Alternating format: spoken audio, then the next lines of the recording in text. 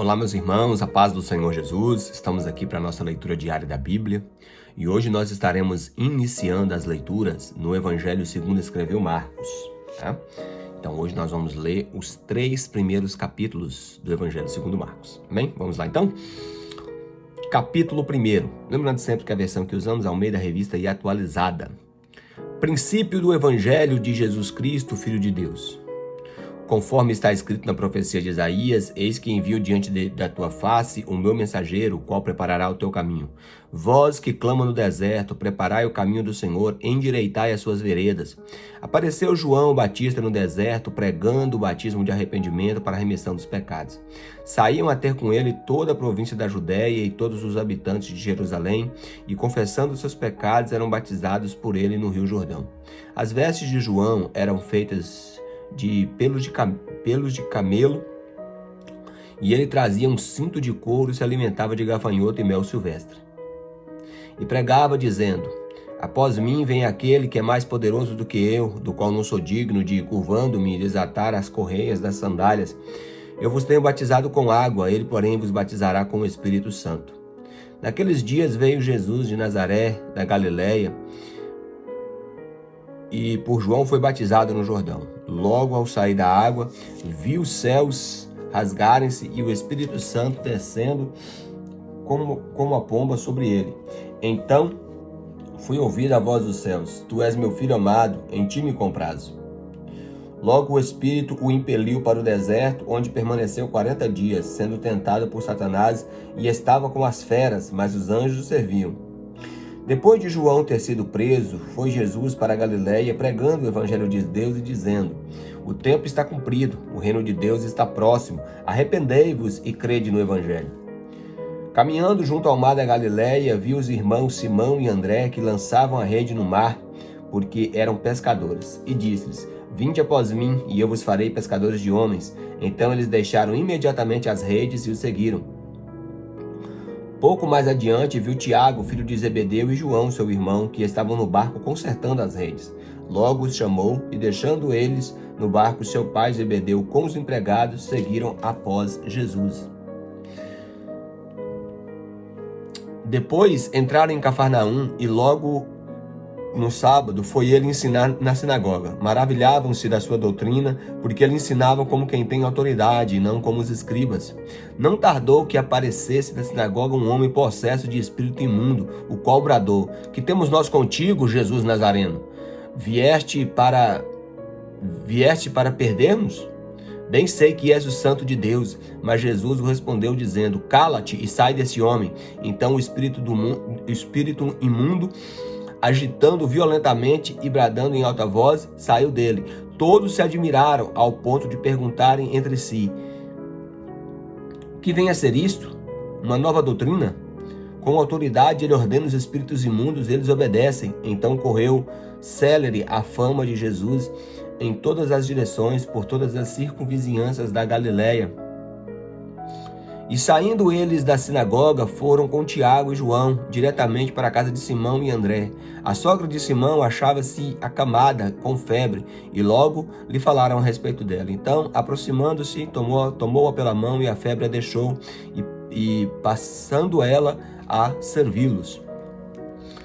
À tarde, ao cair do sol, trouxeram a Jesus todos os enfermos endemoniados, e toda a cidade estava reunida à porta, e ele curou muitos doentes de toda sorte de enfermidades. Também expeliu muitos demônios, não lhe permitindo que falasse, porque sabiam quem ele era.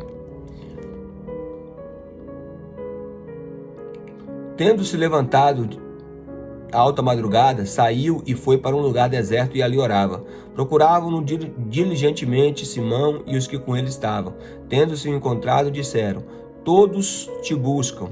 Jesus, porém, lhe disse: vamos a outros lugares, às povoações vizinhas, a fim de que eu pregue ali também, pois para isso é que eu vim.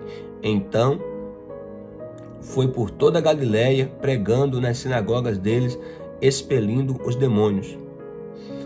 Aproximou-se dele um leproso, rogando-lhe de joelhos: se quiseres, pode purificar-me. Jesus, profundamente compadecido, estendeu a mão e tocou e disse: quero, fica limpo. No mesmo instante lhe apareceu a lepra e ficou limpo. Fazendo então veementemente a advertência, logo despediu e disse-lhe: olha, não digas nada a ninguém, mas vai e mostra-te ao sacerdote e oferece pela tua purificação o que Moisés determinou para servir de testemunho ao povo. Mas tendo ele saído, tornou a propalar muitas coisas e a divulgar a notícia, a ponto de não mais poder ser Jesus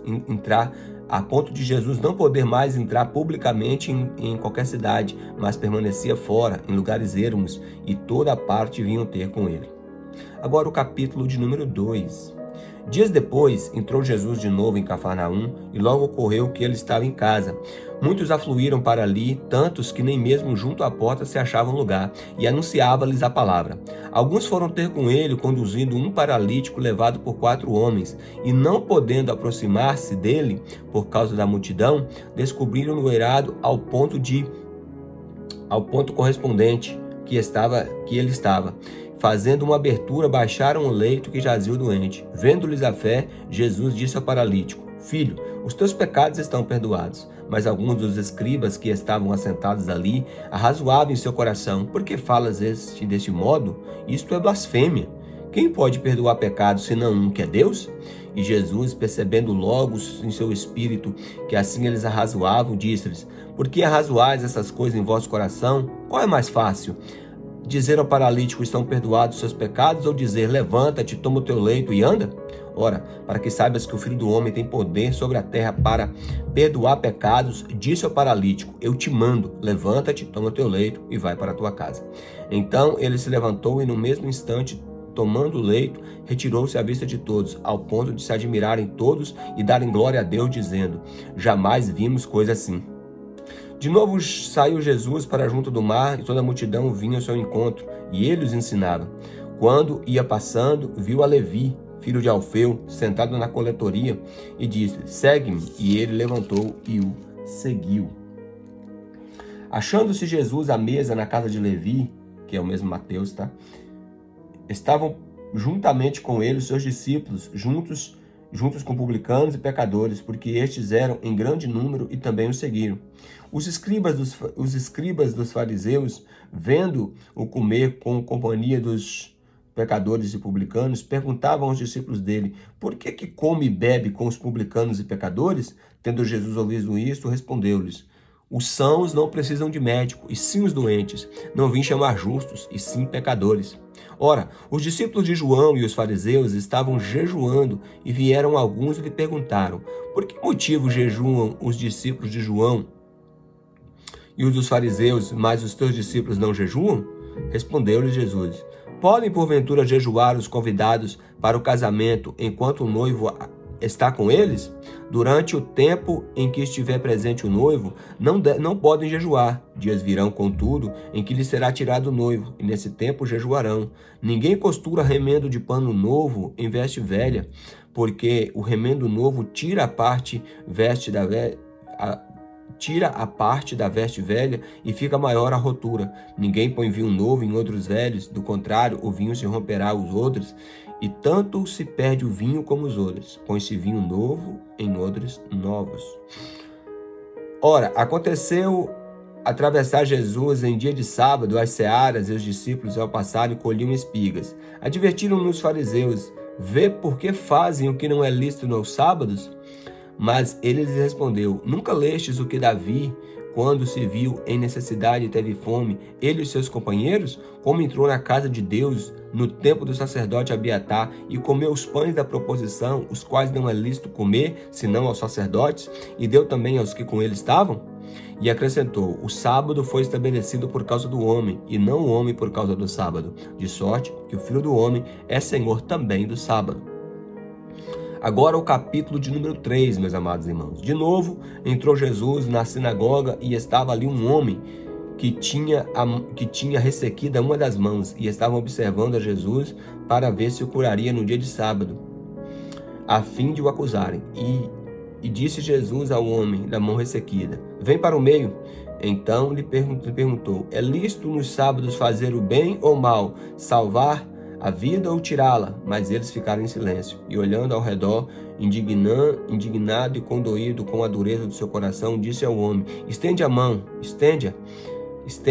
Estendeu-a, e a mão lhe foi restaurada. Retirando-se, os fariseus conspiravam logo com os herodianos contra ele, e como lhe tirariam a vida.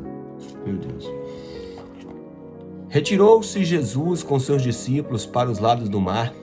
Seguiam da Galiléia uma grande multidão, também da Judéia e de Jerusalém, da Idumeia, da além do Jordão e aos arredores de Tiro e de Sidom. Uma grande multidão, sabendo quantas coisas Jesus fazia, veio ter com ele. Então recomendou aos seus discípulos que sempre lhe tivesse pronto um barquinho por causa da multidão, a fim de que não o comprimirem, pois curava muitos, de modo que todos os que padeciam de qualquer enfermidade se arrojavam e para tocar em Jesus, né?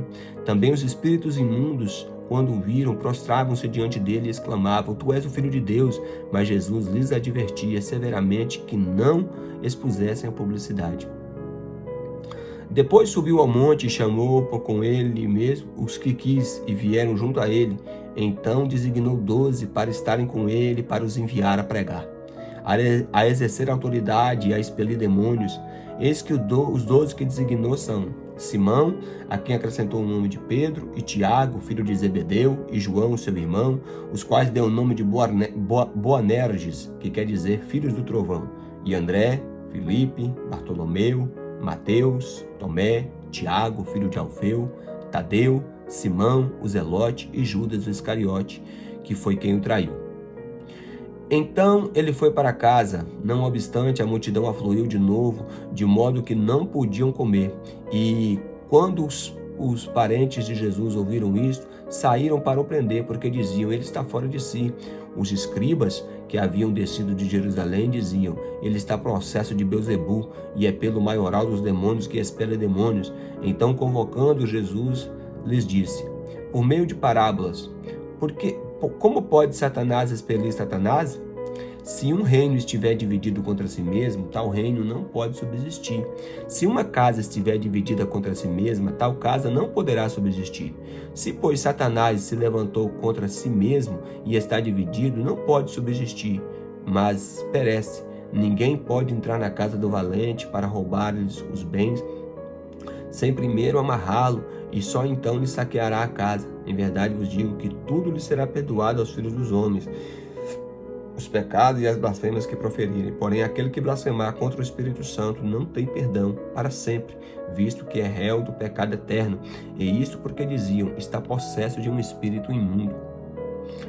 Nisso chegaram sua mãe e seus irmãos, e tendo ficado do lado de fora, mandaram chamá-lo. Muita gente estava assentada ao redor e lhe disseram: olha, a tua mãe e os teus irmãos estão lá fora à tua procura.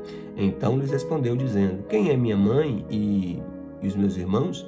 E correndo o olhar para os que estavam assentados ao redor, disse: eis a minha mãe e meus irmãos. Portanto, qualquer que fizer a vontade do meu Pai, esse é meu irmão, irmã e mãe. Então aqui, meus irmãos, os 3 primeiros capítulos, lembrando sempre, meus irmãos, que essas passagens aqui, a maioria delas, elas também estão descritas nos outros evangelhos, tá? Que nós chamamos de evangelhos sinóticos. A grande maioria das passagens aqui, elas estão registradas tanto em Mateus, como em Marcos, em Lucas, e algumas em João, tá? Porém, vocês vão ver na descrição que alguns, a passagem é peculiar, tá?